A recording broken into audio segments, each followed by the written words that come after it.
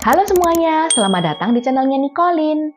Kali ini kita membawakan film yang menarik nih teman-teman dari Jepang mengenai seorang siswi perempuan yang mampu membuat segala sesuatu yang ia tulis di kertas ujian menjadi kenyataan. Nah loh, gimana ceritanya ya kok bisa seperti itu? Tonton videonya hingga akhir ya teman-teman supaya tahu ending dari film ini.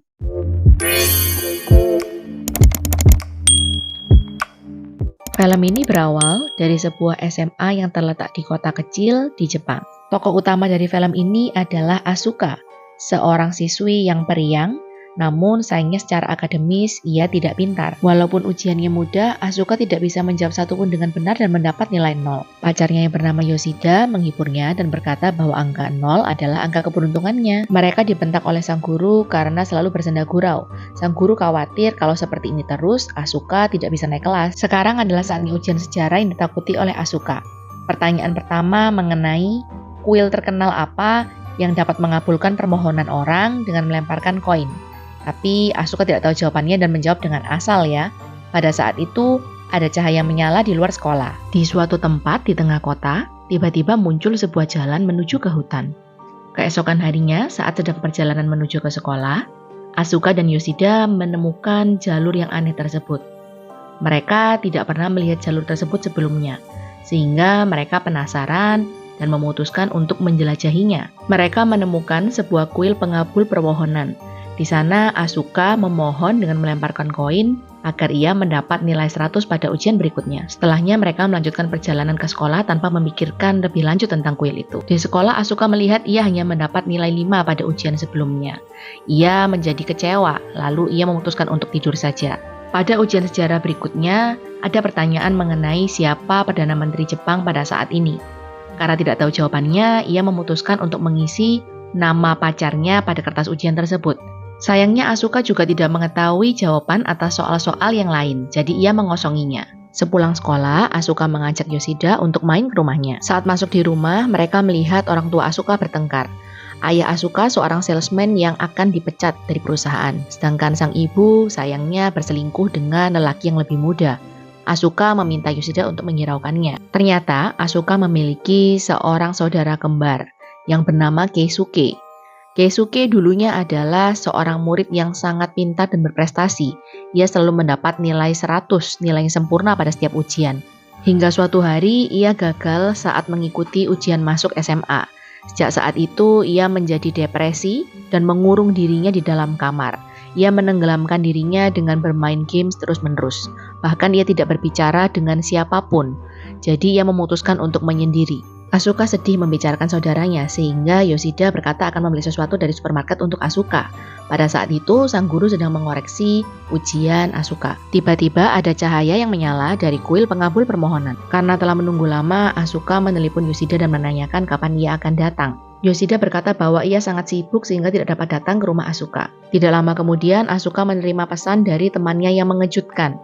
Pesan tersebut menyampaikan informasi bahwa Yoshida telah terpilih menjadi Perdana Menteri Jepang. Berita di televisi dan juga di sosial media heboh dengan adanya kabar tersebut.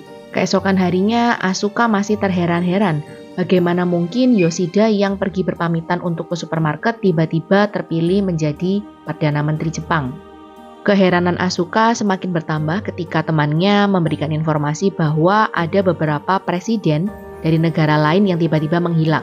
Pada saat itu, sang guru memasuki ruang kelas dan membagikan hasil ujian Asuka. Asuka kaget karena ia mendapat nilai yang sempurna, padahal banyak soal yang ia kosongi. Saat melihat kertas ujiannya, Asuka menyadari bahwa Yoshida menjadi Perdana Menteri Jepang karena ia menjawab seperti itu di kertas ujian.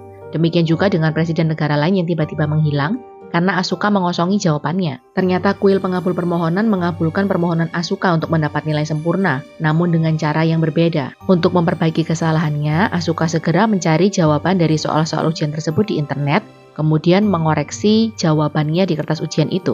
Untungnya rencana Asuka berhasil dan semua telah kembali normal. Yoshida pun dipecat dari posisinya sebagai Perdana Menteri Jepang. Sedangkan presiden dari negara lain telah kembali ke negaranya. Sekarang adalah jam untuk ujian matematika. Asuka mengira kalaupun jawabannya salah pada ujian matematika ini tidak akan berpengaruh di dunia nyata. Sepulang sekolah, Asuka bertemu dengan Yoshida dan menceritakan mengenai kekuatan ajaib yang ia dapatkan dari kuil pengabul permohonan.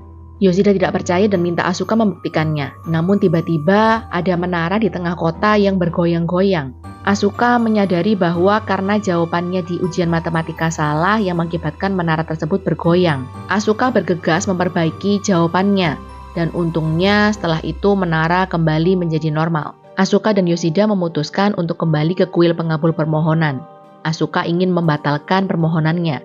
Sayangnya, jalan menuju ke kuil tersebut telah tertutup.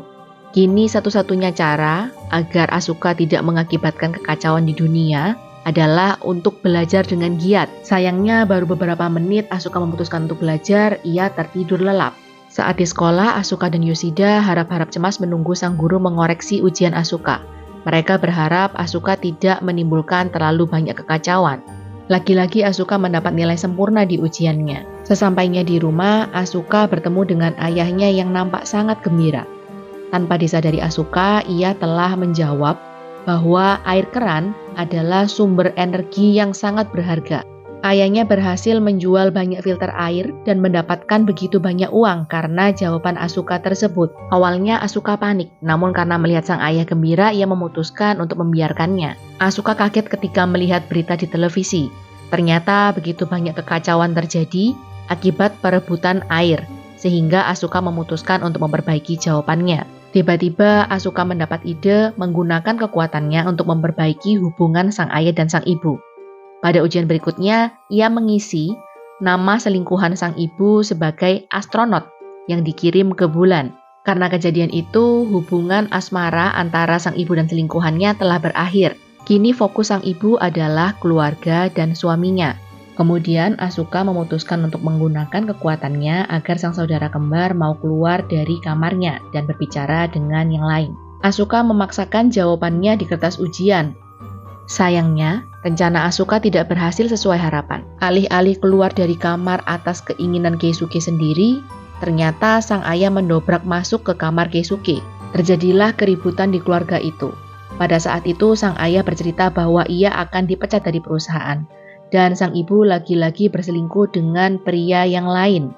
Asuka menyadari bahwa kekuatannya tidak bisa digunakan untuk menyelesaikan masalah pribadinya. Karena tidak bisa menggunakan kekuatan ajaibnya, Asuka memutuskan untuk berupaya sendiri agar Keisuke mau berbicara dengannya dan mau keluar dari kamar.